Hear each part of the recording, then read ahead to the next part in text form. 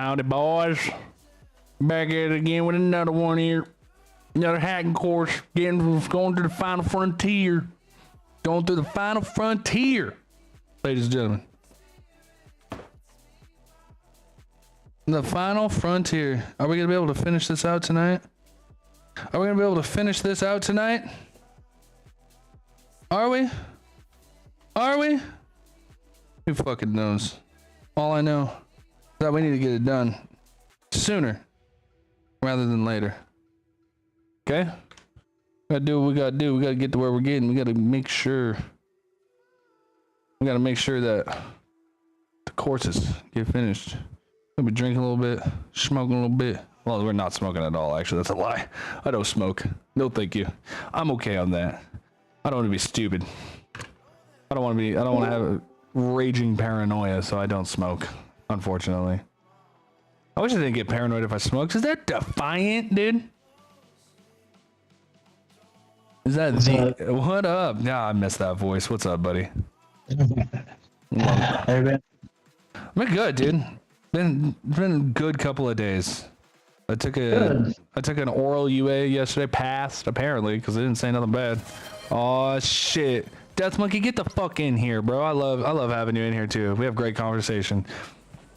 Death Monkey. I love Death Monkey. I love Death Monkey's the shit. I like how he's like done. He's also done penetration testing stuff, so he like kind of, you know, he can actually be a part of the conversation. You know what I mean? That's the cool part. He thought something he could do it. It's nice. It's really nice, and he's kind of a drunk, so it like adds like a flair to the... That's fucking nice. That's a nice thing to say. He is, dude. I drink with him. He's kind of part of the reason why I drink, honestly. I know. Honestly, because I'm like, damn, I might as well do it with him, you know? Oh, that was Cyberly Can. That was Cyberly Can. Cyber Lycan. Let's see, where is Death Monkey in here? He ain't even on, is he? Let's see. Oh, he must work in the morning. Let's see. Let's see. Damn, what's up, Cyberly Can? How you doing, buddy? Alright, I need to share my screen with you is what I need to do. Not my screen, my application. Alright, I need to turn it on. What are you doing? Like, what are you doing? Hold on a second. Turn it on the old virtual box. Shots 0. I do have a girl coming over. She's gonna randomly pop in on stream. Okay. Gotcha. Man. She's gonna be in the background looking pretty. She's pretty though. She's German and Russian. German and Russian. Hell of a combination. I know. She's tall too. Almost taller than me. Hella cool. Did not plan on liking this woman. She did not plan on liking me. I'm her first black guy and she's my first German, so you know. That's how things go, I guess. Boop, boop. You kind of cut out there for a minute. I said, I'm her first black dude, and she's my first German, so I guess we didn't plan on liking each other whatsoever, but, you know, can't control that, I guess. Well, I mean, like, why would that matter? It doesn't, it's just funny. Not my type at all. But I just think she's so hot. My God. Hey, man, you like what you like, and if that just so happens to be somebody, then that just so happens to be somebody, and they're not ashamed of that. True, my last relationship, I didn't like Mexicans, and she was Mexican. Well, it's not that I didn't like Mexicans. Let's whoa, gotta back that up a little bit. I wasn't into Mexicans. Wait, you want to catch yourself right there, buddy. You're trying some dangerous territory. I just wasn't really into Mexicans, I should say. That wasn't my type. No, you just type wasn't really preferred to do that. Like it doesn't really matter. I come to learn it's not really matter about anybody's type. It's just about who you like. Do you guys click? As you get older, it doesn't really matter, you know, who, like, you know, what they really look like. It's just who they are.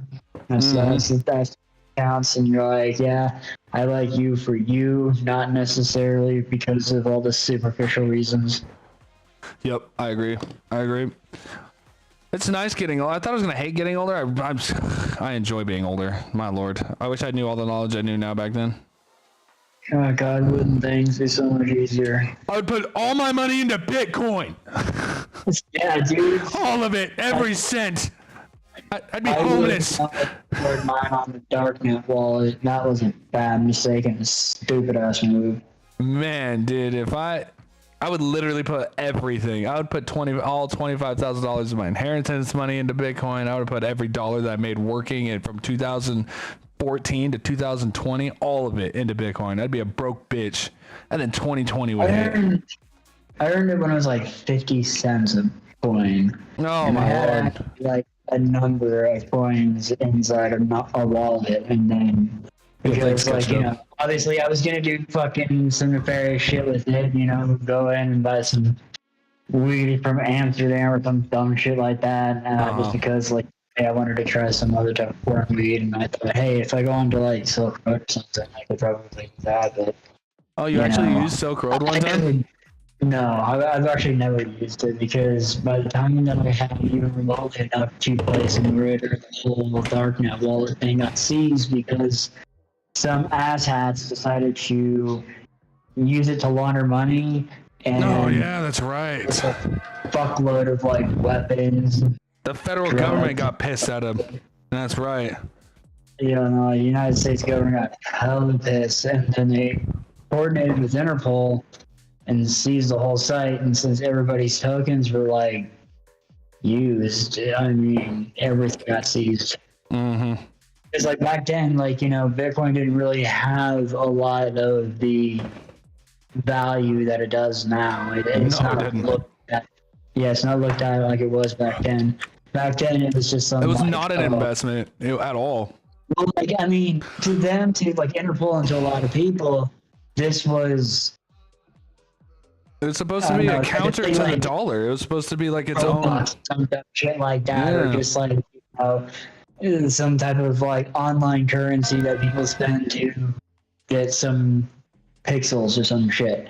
That's what they looked at it like. So therefore, it is property being seized, and I had like over 1,000 Bitcoin in that thing. You had 1,000 Bitcoin. Yeah, I had 1,000 Bitcoin, dude. Back when it was like only like 50 cents, though. I mean, so like I didn't. It wasn't a whole lot. Hold on, let's see. It was like $500 or something.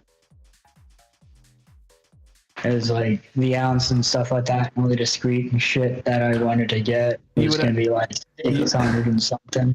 You would have $66,078,500 if you would have kept all that. I know, don't remind me. I don't want to think about it. Hey, dude, you could just I don't know, you can be a hard drive hacker and be a recovery dude for people who have Dude, Bitcoin. I'm not a dick. No, you could be like a dude that recovers Bitcoin for people and just charge them Bitcoins for it. Shouldn't take too many. Well, why would they choose me over somebody else who has a more established business? It's all. It would take me a long time to do that, and I think by the time that I would be able to actually get good enough to make that a profitable thing, the technology would have changed. Yeah, that makes sense. Yeah. That makes sense. All right, let's see here. Let me get. Oh yeah, I need to share my screen to do this, right? Boop. All right. Applications. My Linux box. Hey, they let the frame rate be 60 frames without having to get nitro now? Heck yeah, dude. I like that. The 60 frames without having to get nitro. Yeah, on Discord before, to have 60 FPS on sharing stuff, you had to have nitro. SC SV. Whoa, what the fuck? Why you not? What the fuck? Bro, I think I have sudo first, don't I? No, I have to nmap. It's been a couple days. There it is. Dude, it happens. I get kind of like. Oh, whoops! That's the price. That's the Bitcoin price. I don't need that. What are you doing Bitcoin prices there? What the fuck are you doing? Doing math. All right, so let's see here. I got oh shit. Oh damn, there's a lot of questions on this last one. All right, so how far do we need to go? We need to go all the way down to the JNDI leverage and the injection. So first we enumerate. Okay. Wait, you still not done with this shit? No, I've been busy. I'm gonna be honest. stuff to like try to get that job. Cause so basically, No, hey, man, like priorities. Don't worry about it, dude. I was just like, it's mostly I need to make sure I get this casino job because I've thought about it. I'm gonna quit Starbucks and go to the casino job. It'll be 2 to 12, but that'll give me all morning to be able to work on stuff versus trying to have 2 jobs, both part time. I'll just get. So I'm assuming, okay, yeah. So this one probably pays you more and enough to pay the bills, right? Hourly, no. Tips wise, hell yes. I'll be making in tips what I make a day at Starbucks, just in tips. Because they're gonna be putting me in the luxury bar, where it's only celebrities and wealthy people that live around here on the 9th floor. Like a starting. Celebrities and wealthy people. Okay, I'm not gonna ask you where the fuck you live on stream, but Oh, I don't mind. It'll be the Chicken Ranch Casino in Jamestown. I don't live in Jamestown, but it's Jamestown, California. It's a literally brand new casino. I've heard of Jamestown. Yeah, they're still building the pool. Like they're still building stuff. Like it's that brand new. They opened up 2 weeks ago. So I'm like trying to really get in there because I want to meet like celebrities and stuff. I think it'd be really cool. Like, Jamestown is like a fucking. I've heard like a couple things about Jamestown being kind of like one of the more desired locations in California. We're starting to become that. It is. It's becoming more of a celebrity retirement town or a celebrity vacation place because it's like. Yeah. It's right in between Sacramento and LA. Like you can run to the airport in less than an hour, fly anywhere, come back here, go to Jamestown. Very moderate weather. It's not too hot. It's not too cold. It doesn't really snow there. All the roads are really brand new. They're building a whole new parking garage because literally the casino ran out of parking. Every night it runs out of parking, and they have like a full parking garage that runs out. They have like a full parking lot runs out. It's so popular. It's so popular. Like you go in there and you're like, gosh, damn, dude. There's so many people here. What the fuck? I imagine the casino's pretty exciting, especially with people who like may have nothing to do. No, there isn't nothing to do here, dude. There's literally nothing to do here. I'm not even gonna lie. I mean, the casino's very exciting. Let's forward that. Error, failed to connect. Oh yeah, it's because I need a HTTP, and then I need to go to manage. Yep. Forward that. Damn. Let's turn intercept off. Excuse me. Becomes a pain in the ass. Oh, it's manage count login. That's right. So I gotta ask you a question. Why do you run Nmap at the beginning of all this? Just a like, you know, to get a refresher and make sure I'm like on my shit. It's been a couple of days, so I could see that port 22 8080. So port 22 is. Dang, dude. What's up? It's your okay. Then never mind. So that's the option settings to use. Never mind. Mm-hmm. I'm just doing it. I'm going through the proper steps. That's all. Oh no, yeah. I mean, like, you don't have to do that at every start or restart of an engagement, unless like you genuinely just do not remember what ports and services are running on the box you're targeting. But that's where heavy dings, because like, think about it this way: if you're able to get away with an action once and only once, it's very effective to have that action written out to a file that you can reference at any time. So if I wanted to write this to a file, I'm gonna guess I right click. You use the -O option. -O. When you run your nmap command.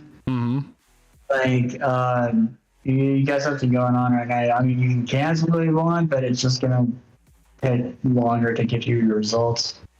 But what you'll do is you'll put your normal command that you have, so your SV or -SV, IP address, etc., blah blah blah, port whatever the fuck.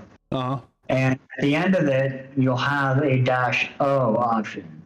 Okay. The -O option is going to write out to a file, and you're going to name that file for the -O option. So when you go -O and then whatever your file name is .txt, and it will port all that over to a file, put it in there, and then you can just open up that file whenever the file. So if I did, So you don't have to do an nmap scan every fucking time. so if I did nmap this, wait, hey, and then I went But you -O. can also just you didn't have to restart your scan because you could probably just have copy paste the fucking output.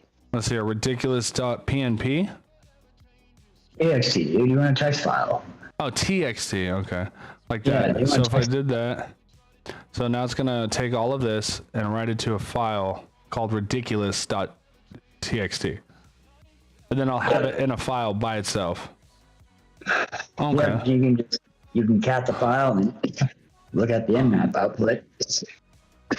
All right. So I'm gonna copy this. Where's my fucking notepad? Where's my notes? Where the hell is my notepad? I think it was the text editor. It's There it good is. to actually have your commands recorded, but don't rely on a list like that because that list is going to be very dynamic. It's going to change. There's going to be a lot of options that are going to change to actually do some of the same things. Oh. So it's better to learn about the tools. That's what I'm hoping we can do tonight. Okay. You say, okay. Okay. All right. Keep that little notepad to myself. Scanning 4 services. All right, I have 1, 2, 3, and 4. Okay, it's only 4 that are gonna be open, so I'm gonna cancel this. So now if I ls, where are you at? Are you in here? You didn't let it finish, man. Do I have to let it finish for it to work? Yes, you have to let it finish. Oh, okay. So think of it this way. You run your command. Yep. And right now, let's split this command in half. So you'll take the IP address. If you scroll up in your terminal real quick and just look at your command. Okay. So let's split it in half, just just do some imagination here and split it in half. Right now, your program nmap, you have specified nmap to do the SCSV-B options. So it's using its configurations of what kind of scans and how it's going to scan, and then it's going to scan that IP address, and it's going to start scanning its ports using those specifications. All right. But it's got to finish scanning before it can write out to the file. So once it scans and finishes scanning, now it's going to move on to the output, and it's going to output that, the results into ridiculous.txt, but only after it's finished. Okay, I say split it right here. This first, and then it'll do this. Okay, it'll do this last. Okay, once this is finished. Think about it. It's going by the order of an operation. Like a computer isn't, arbitrarily looking at the whole command as a thing, like as a whole. It's just doing step 1, step 2, step 3, step 4. Yes, as according to how it's programmed to do. It's going in a linear fashion. A lot of the time it does go into linear fashion, and then there's some other programs that get a little bit more dynamic with things, but, those are incredibly limited. That's why pentamers exist. I have a question for you while this is scanning, and we need to have some sort of content here. Do you think humans figured this out, or do you think it's from alien technology that we reverse engineered? It's humans. You think it's humans? Yeah, 100%. I think it's a little of both. I think it's a little of both. Math. Yeah, but I think it's a little bit of both.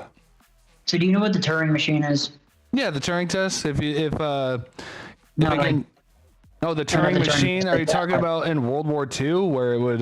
Yes. Yeah. I know what you're talking about. Okay, that is the first computer ever. Technically, women were the first computers, but No, not by any means. Like, women are biological creatures. well, I mean, like that's where the term computer comes from. Is someone who computed computed fucking equations and stuff by hand, and then it got transferred over to electronics. It was just a shitty joke. It was a shitty joke.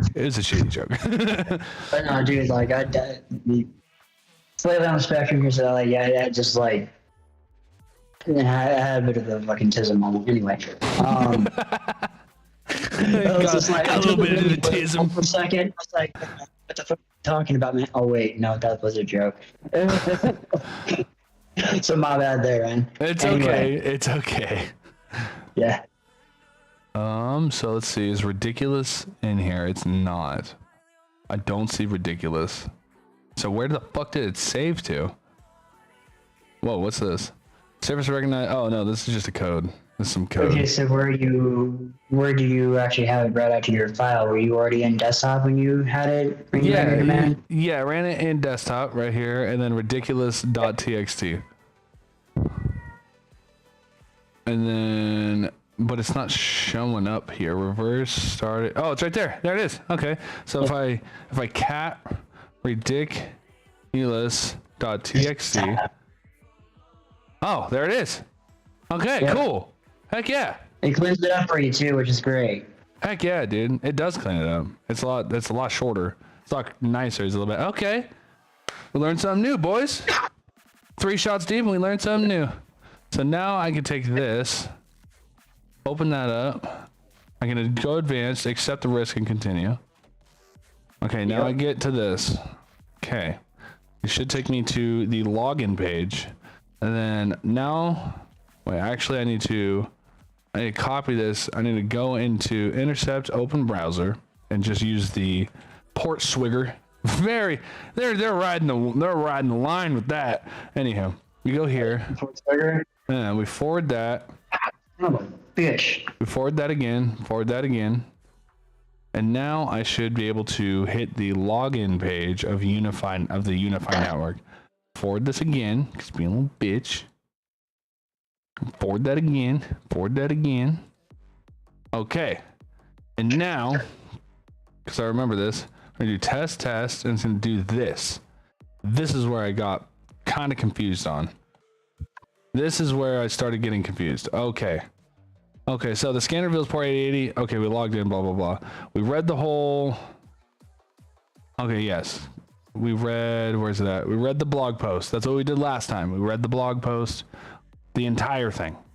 I read the entire thing out loud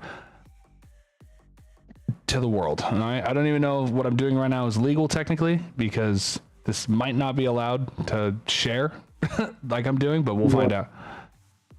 What, this? Yeah, where I'm doing the courses and recording it for free.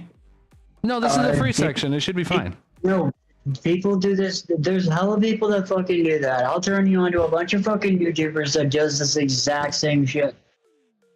Okay, and they profit off of it, actually. I mean, there's hella people that actually... John Hammond, IPSEC. IPSEC does exclusively hack the box stuff and like streams it and posts videos and stuff. Mm-hmm. He does it all the time. Matter of fact, he actually works with Hack the Box. I think I met him on a fucking I met the dude. He's fucking cool. He's a really laid back guy. Yo, catch it, thank you for the follow, bro. What's his name? IPSEC. IPSEC. Yeah, IPSEC. IPSEC. All right, now we've read the blog post, and now we're on to the next thing. This log4j vulnerability can be exploited by injecting operating system commands, which is a web security. Okay, let's hold up here for a second. Do you remember what you read in the blog post? Yes, the log4j had a vulnerability where you could use tokens to inject commands into a computer to where it could run things on that host service. Like, there's a name for that. Do you know what that name is? Do I remember the number? No, I would have to look. It's a name. There's a name for it. You don't need to remember the CVE number because, man, that's a lot of fucking shit to remember. Fuck all that. Okay.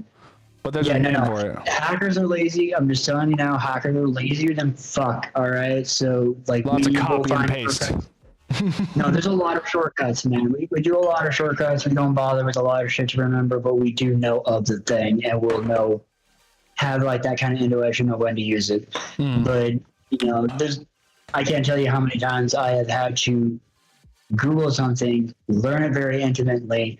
3 months down the line, I haven't used it. I haven't done anything with that said concept or methodology.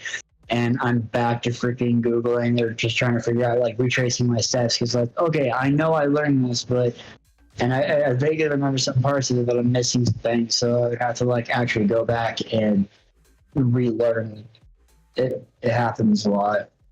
Okay. There's a lot to remember, there's a lot to cover and everything like that. So pretty much just like having the knowledge of like what and where to access certain information, it makes things a lot easier. All right, let's see if we can find the name. Using canary tokens? No, that's not it. That's part of it. That's like part of what we would use as a canary token service. Yes, this is a canary token service, but not only that, it does actually, like, you do have to learn the concepts, and you do have to fully, understand the methodology and stuff like that and using that. But like, there's like, I'm talking mostly like specifics, like, very, very meticulous details that are necessary. Is it a log4 shell injection? Is that what you're saying? Yeah, I think that's just what I think that's the term, is log4 shell. Look, it's probably one of the specifics. Can I ask you to invest in a microphone during all this? Since this is going to be a regular thing, sure. Even if it's just one of those fucking $30 microphones from Best Buy, dude. Because I think you're using your webcam right now? No, I don't have a webcam, bro. What the fuck? What are you using, dude? What is your microphone right now? Because I don't know what the fuck. I literally it sounds like you're using. If I had a headset, it would be much different. Like, are you using your phone? No. What the fuck are you using then, bro? Because I can't figure it out. I'm an audio engineer and I still can't figure it. It sounds like you're using Discord over your phone. Is what it sounds like. Well, guess what? I'm gonna keep you guessing now because this is fun. Are you on a laptop? No. So you're on a PC. You don't have a webcam. Nope. Do you have a? I'm on PC, but I don't have a webcam. Do you use a DSLR camera? No. I don't use any type of optical device. Oh, does your monitor have a microphone built into it? It does not. Then I have no fucking idea. Monitor, but it does not. Then I have no fucking idea. I'm gonna be honest with you. I have no idea what you're using. I don't know what fucking microphone you're using because you just sound like 10 miles away half the time. I can understand you. Is that better? Oh, that's way better. What the fuck? Hold on. Wait, are you using iPhone headphones plugged into your PC? Oh, fuck that, no. Oh. Hey. Well, then I have no idea, Doug. As is the Bluetooth device. Oh, you use Bluetooth. Oh. So you have like a little Bluetooth headset on right now? No. Like one of them? Huh. Yeah, I don't know that. Interesting. I'll figure it out over time. I'll figure it out. Eventually, I'll figure it out. No, I'll tell you when I get a mic. I'll let you know then. Okay. You won't even need to tell me when you get a mic. I'll just be able to hear it. I'll be like, whoa, it's his real voice. Yeah, no, the difference will be definitely black and white for sure. All right. So, the Log4j vulnerability can be exploited by injecting operating system commands, which is a web security vulnerability that allows an attacker to execute arbitrary operating system commands on the server that is running the application and typically fully compromise the application and all its data. To determine if this is the case, we can use Foxy Proxy after making a post request to the API login endpoint to pass on the request to Burp Suite, which will intercept it as a middleman. The request can then be edited to inject commands. We provide a great module based around intercepting web requests. Fuck, I It's such gotta. a fucking roundabout way, man. Oh shit, Ashton. Hold on 1 second. 1 second. Hello. Hey, Daddy. What up, dude? Are you still streaming? Yeah, right now I'm trying to use a proxy after making a post request to the API login endpoint to pass on the request to a burp suite, which will intercept as a middleman. Then request can then be edited to inject commands. That's what I'm learning right now. Dan, did you just fucking info dump on your friend there randomly? I don't even know what that means. Yeah, dude. So give me like fucking 30 minutes because I need to at least get it decently far on this. Yeah. Yeah. All right, call me back. Text you, call you. You need to call me because I'm 4 shots deep already. Okay. All right, you're coming over tonight though. Can you still you can still work your way around a fucking Bro, I'm hacking computers drunk, dog. I do this like 20 shots deep, bro. Like this is. Oh, yeah? Yeah, we're good. The computer is my baby. This is my home. Sure. All right, dude. I'll hear from you soon. Yeah, I'll call you at 9:30. All right, bye. Bye. All right, it's a dude at work. It's a dude at work. He's a rapper, and he's actually he's pretty fucking decent, dude. And he wants me to like record him and like do music videos, and he has like a lot of potential. He's a good looking man. He's like 6'2". He has modern rap voice. It's worth it. It's one of those things that's like worth to like go forward dude, with. I totally get it. Don't worry. Yeah. All right. Anyhow, be edited into it. Okay. So what this is saying is we can use a Foxy proxy after making a post request, which means sending something to API/login endpoint to pass a request to Burp Suite. So Burp Suite is going to, so we're going to use Foxy proxy to, who the fuck? Oh, hi. Can you close my door so my cats don't go out? Thank you. All right. We're going to use Foxy proxy to make a request to API login. Then we're going to intercept that before it even goes out. And we're going to edit it first, right? Is that what it's saying right here? Essentially, okay. It'll intercept it as a middleman. So it'll take in the data that it needs. Well, so no, what's happening right now is that when you do anything on a website or a web application in this instance, since we are using that terminology now, when you do anything on that, literally anything, when you interact with that web application, you send what they call, or you issue a request. Okay. And a request is, think of it like as you talking to somebody, but this person is so fucking methodical and like, you need to specifically ask for very specific things. In this case, you're like, all right, hey, I want this web page that says resources. Okay. And so it passes that along. It goes, okay, here you go. And passes on the page that says resources. And now you got that. What it did when it gave you that paper or gave you that page is called a response. So when you ask something from a website, called a request, once it actually gives the thing to you, or it gives you a response in general, i.e. a response, is because it's not always going to be either valid or anything like that, but it's going to give you a response regardless, like a 404 not found, that's a response. A 403 forbidden, that's a response. A 500 internal server error, that's a response. And there's 200 okay, which is what the normal interaction everybody's used to. Okay. All right. First attempt to log into the page with the credentials test. As we're okay, I did that. What? Hold on, wait a minute. Why? Oh, I haven't forwarded it yet. Okay, so this is what I got after I did that. Okay. So we have an error because it hasn't been sent off yet. No, it's right here. Here it is. I actually need to remove this. Yeah, you gotta clean that up. It'll get a little confusing. Okay. All right, so I sent it and we intercepted it right here. And now we have the response. That's not the response. You were sending your request. What you did is that Burp Suite sits in the middle between you and the web application. And it intercepts both the request and the response. The purpose of this is that you can edit this shit in mid-flight. that's what Burp Suite does for you. It patches it right before it goes between. It just kind of serves as an intermediary between you and the web application. Okay. So when the web application sends you a response to your browser that this is intercepting on, when your browser receives that or before your browser receives it, it goes through Burp Suite. Mm-hmm. Burp Suite catches that and allows you to analyze said response. So, And it also allows you to edit your request mid-flight. So imagine if you wanted to put a valid, like, you know, there was a text field or some shit that was asked for valid input, so you couldn't put any special characters in, but it would be vulnerable to something like SQL injection.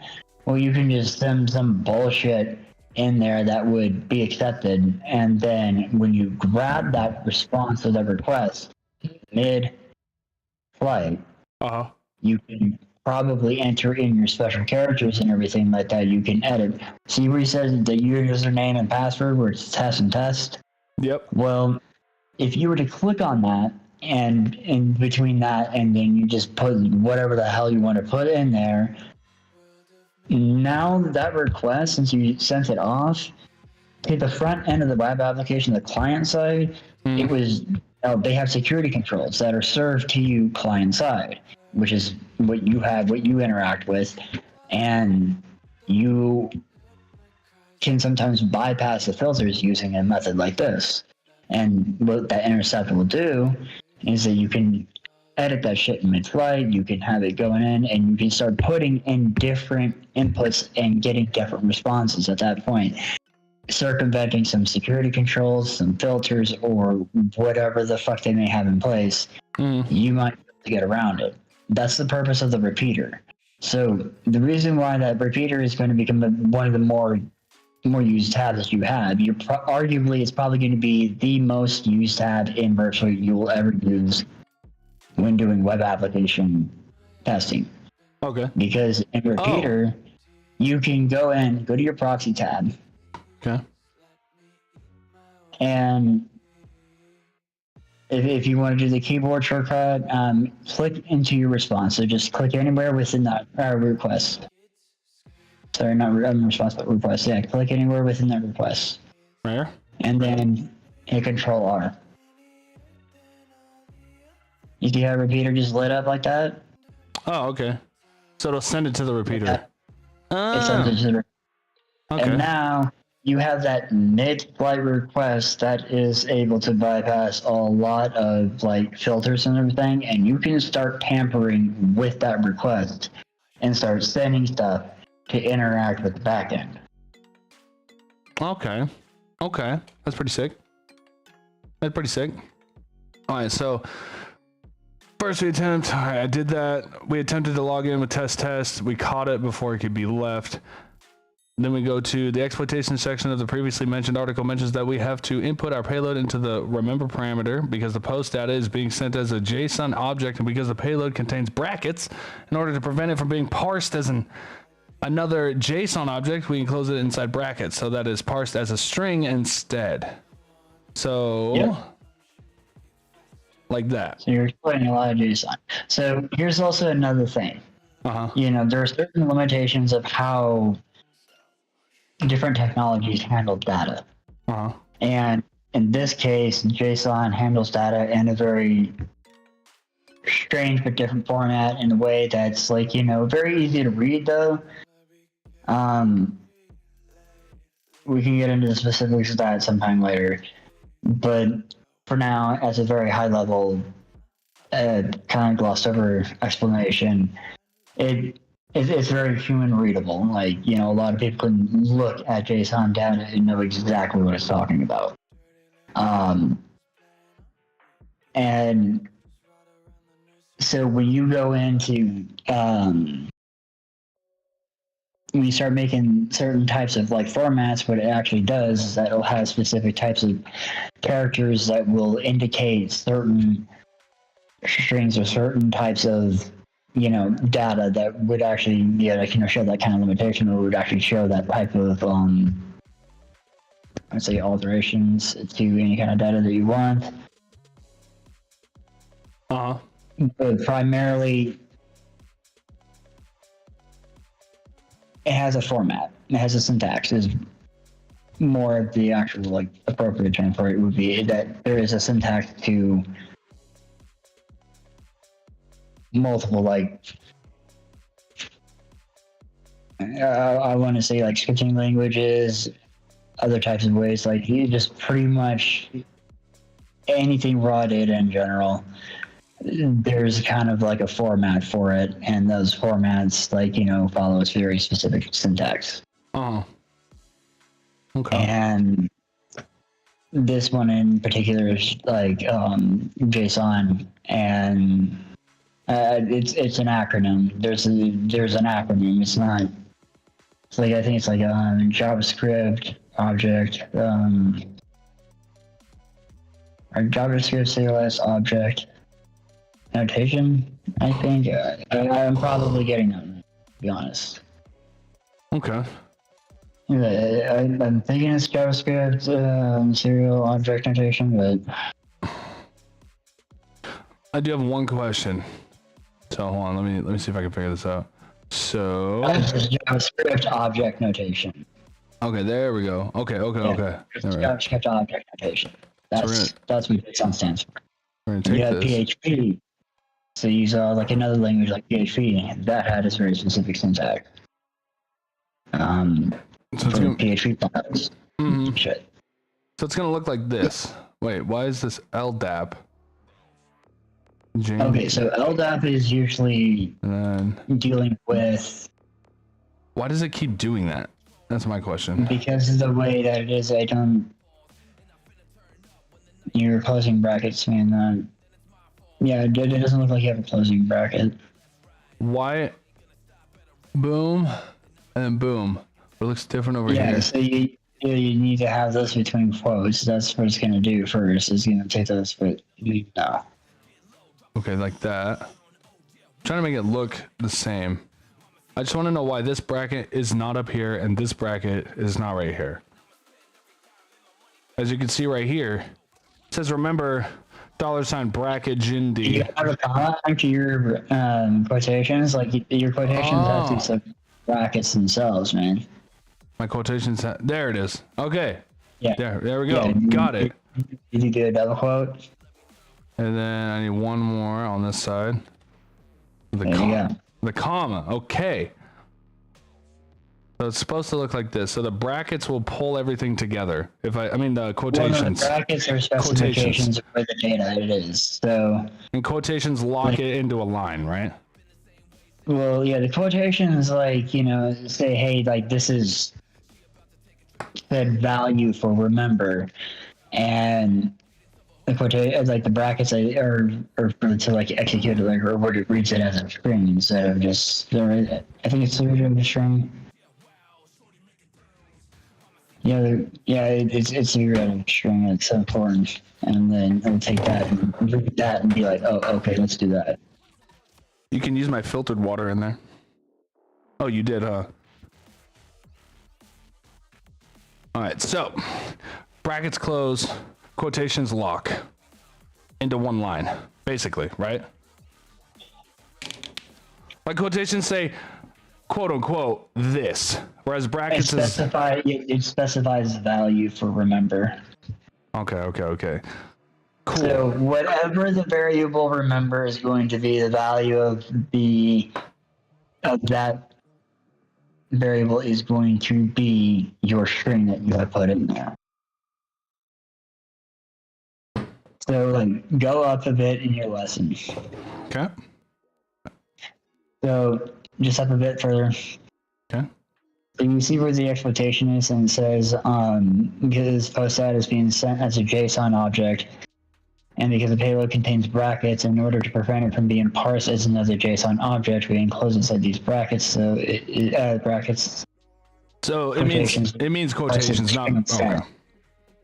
Because like you're trying to like not have it's preventing it to be parsed. What that also does is that you have these and it's being read as like parsed as a string instead of like an actual like another object.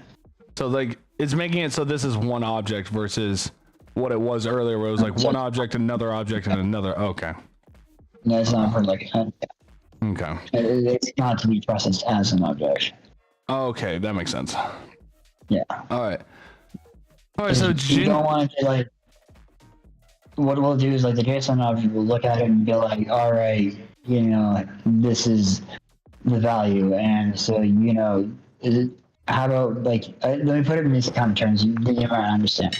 Okay. So when you have the JSON schema, when you actually legitimately use JSON for its actual intended purposes, you pretty much would have like, so let's say you have a very specific user and that user is the manager. Mm-hmm. Well, to be able to use that data, who is the manager? What is the variable to the manager? And then whatever input you put in there, that's going to be part of the object. That's going to be part of the manager object in JavaScript. Okay. Like a web application. And now it can use that data. And so instead, you have the manager and his name is Bob. You have Bob the manager, or you can put whatever else in there, and that's what wherever that object is used is going to actually reflect that value. So if you have it being used on you have your front end web page that goes over about the hierarchical or the managerial chain of command that goes all the way up, and Bob is obviously one of the people that are listed there. They can just use that JSON object to be like, all right, this is Bob. Okay, that makes sense. Yeah. So a JNDI. So instead of having it being used as just Bob, because typically for shorter strings, and a lot of the time you can actually have those brackets where it will prevent that, because it's part of the JSON programming. Is how it reads its language, is that those brackets are telling it, hey, do not parse this as an actual object. So we're having so with the brackets, right? Because earlier it was split up into 3 lines. Do I need to have it on one line like this, or yes? Okay. No, okay. So your brackets. syntax is correct, because right now you don't need it to be on 3 lines, because what that's going to do is that it's going to start thinking it's other objects. Okay, that's what I was curious about. Let's look at the JSON command. Do you see the brackets right there between above and below the text block? Like in your request. Okay. Yeah, right here and right here. Brackets. Poof. Yeah. Poof. And earlier it was split up into 3, and then we fixed it. Yes. So think of it this way. When you put that, say, hey, let's read this as a string. Which would be like this. It's going to take whatever of those characters. So, okay, what would specify a string? The quotation marks.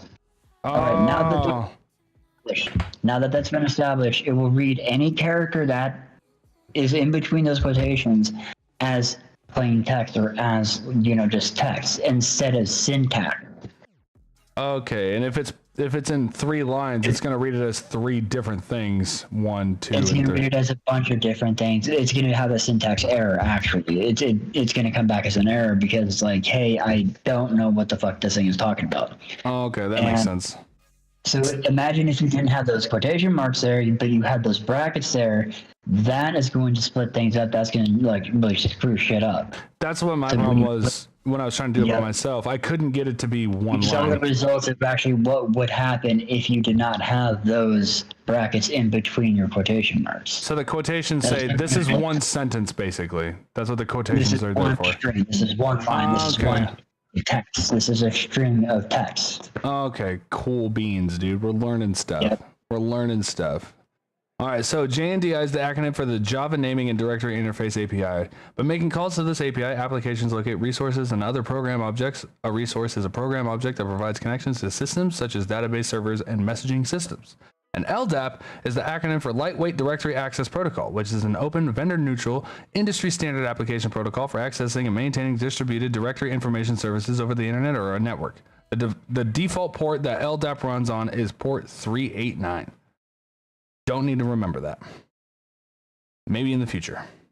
All right, so I think it's telling me to send it. After we hit send, the response.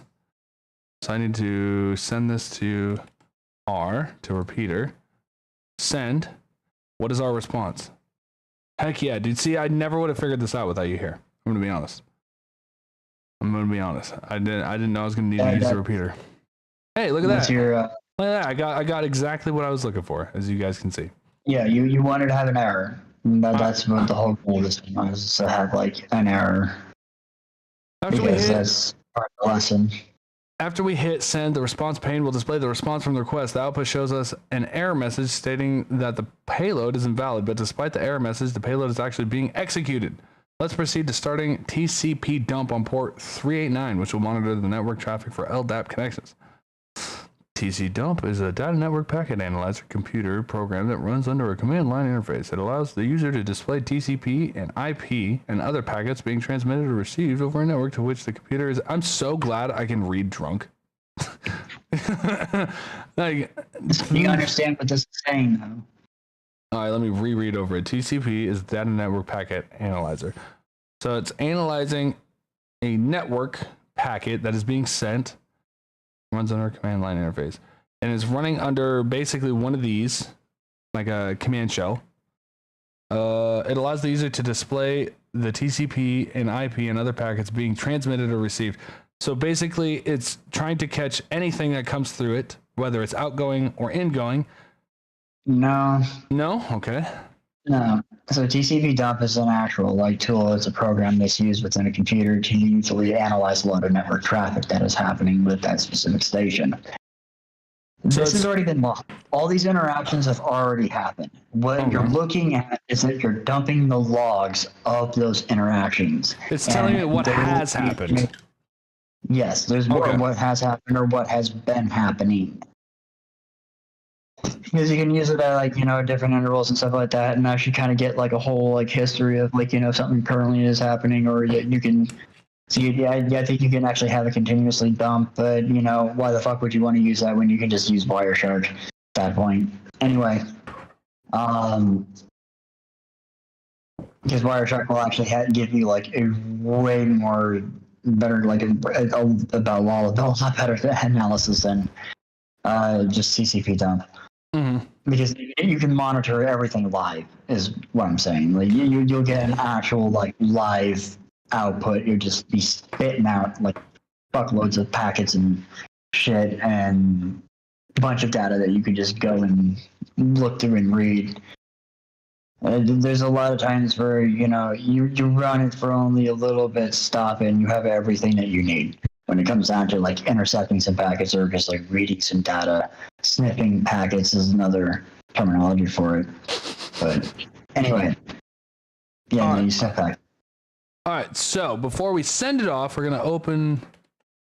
Oh, hey! Don't be doing that. There we go. What are you doing?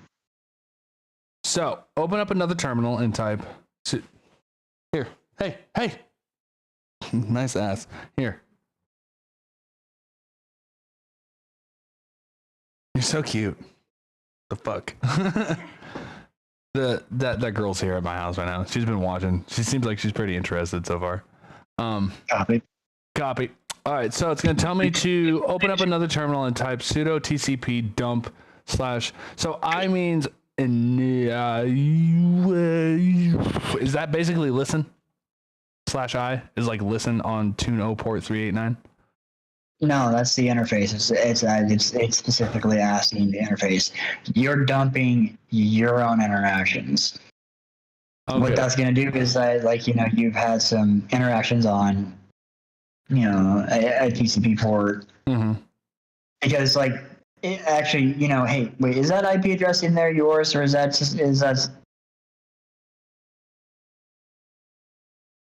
Are you talking about this right here? Should this be my own IP address? Because I don't think it should be. No, it should not. No, you're okay. Is that the IP address of the machine? Yes, this is the IP address of the machine we're attacking. Okay, good. Okay, no, I was no, And yeah, I wanted to make it until I was like, wait a minute, no, you didn't put your own IP address in there, did you?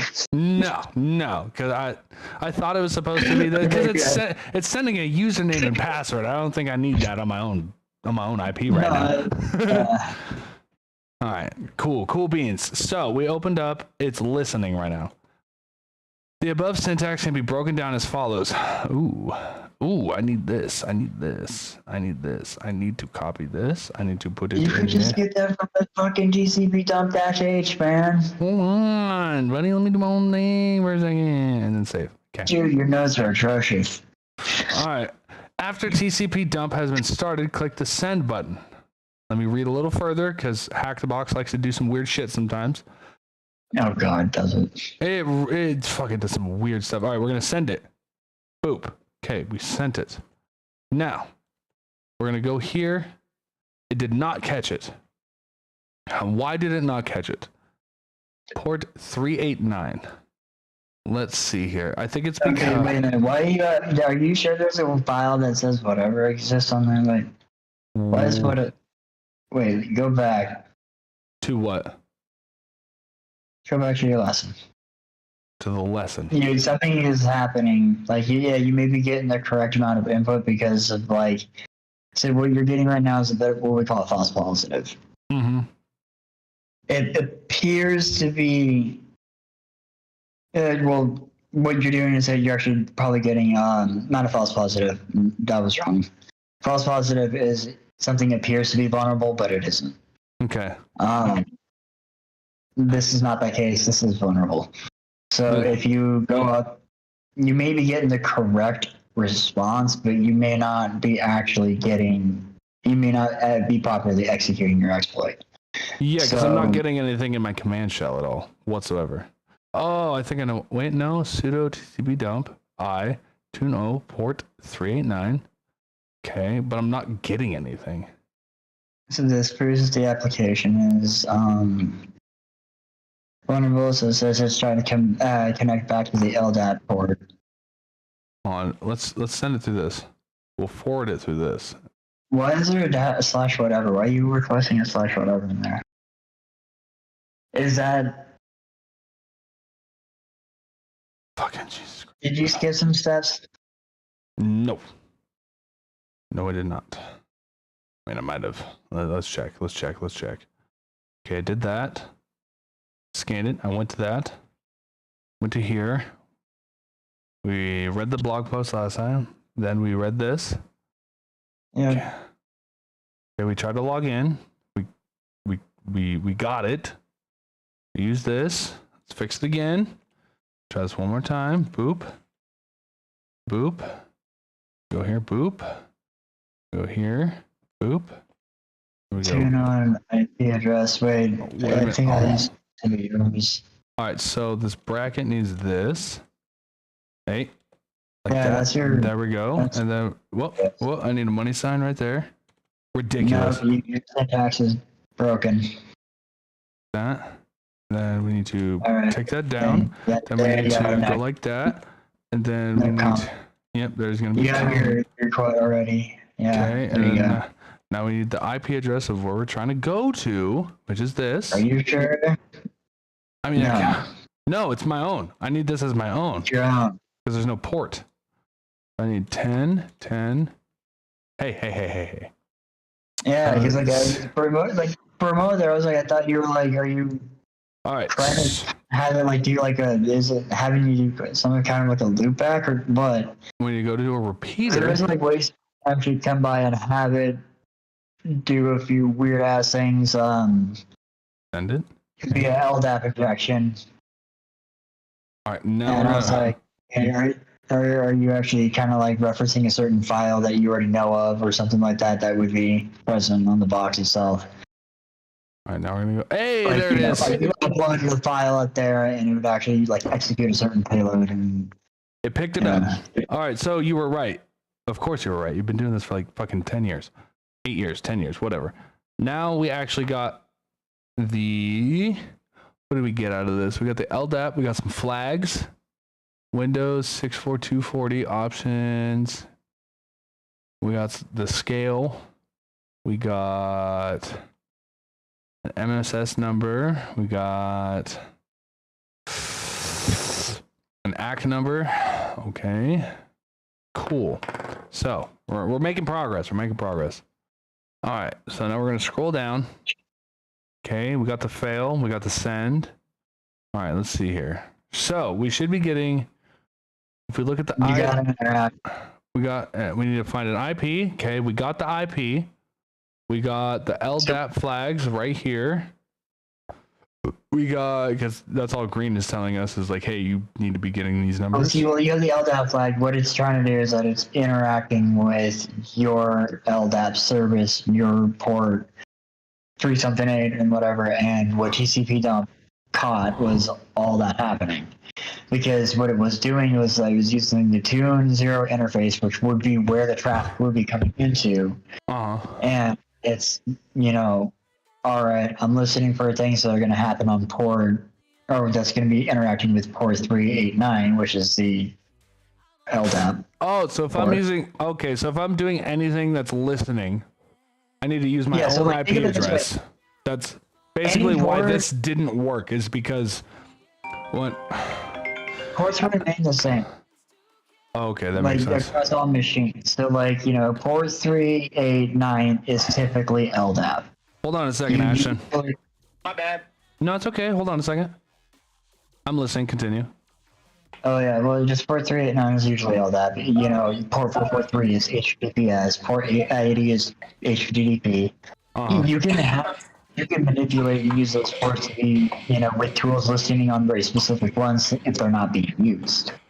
So if you have port 443 open on your machine, you're not hosting a web application. You can use Netcat to listen in on that port and utilize that port since it's open. But usually when you're interacting, the industry standard is going to be these ports typically have that, just kind of as a standardized thing. So usually if I'm listening on a port, I need to be sending requests to my own computer instead of the target computer so I can actually listen. Okay. No. Okay. Wrong. Got it. Okay. Yeah. No. So what's happening is that depending on what you're trying to do, that's going to, that's going to depend on what, you're going to be putting in, what kind of input you're putting into this. Right now you're doing a form of some kind of code execution here.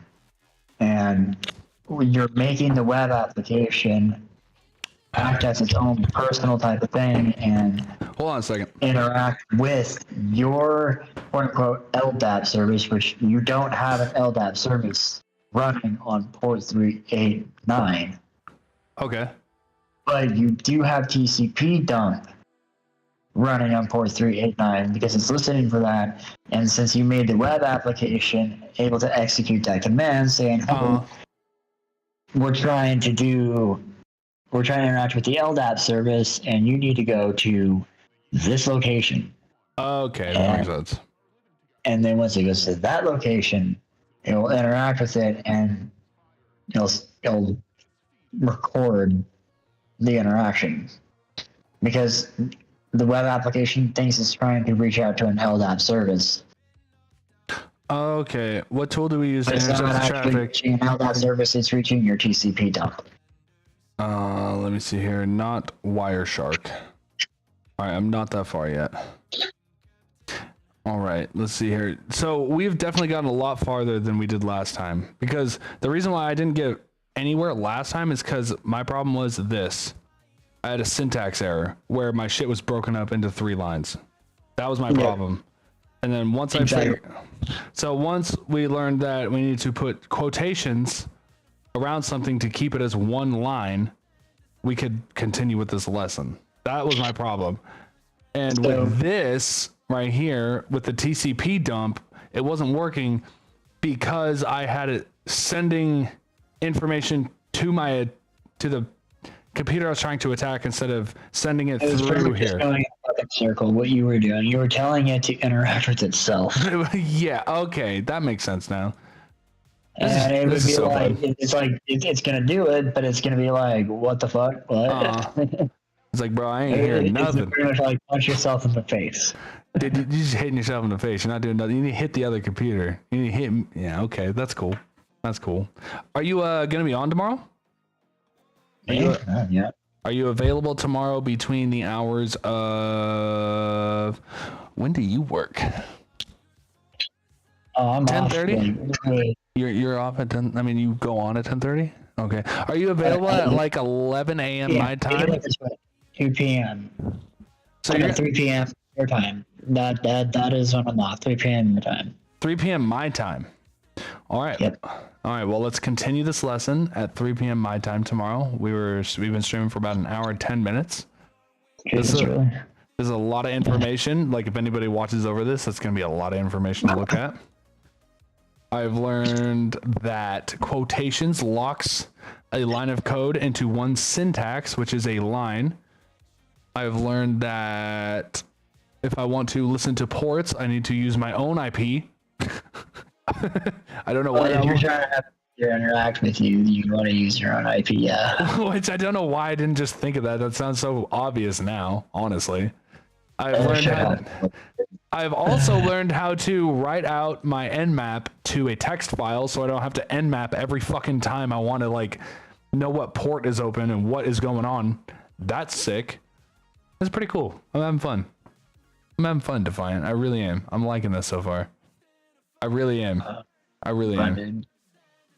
I think we're gonna go places with this. It'll be fun.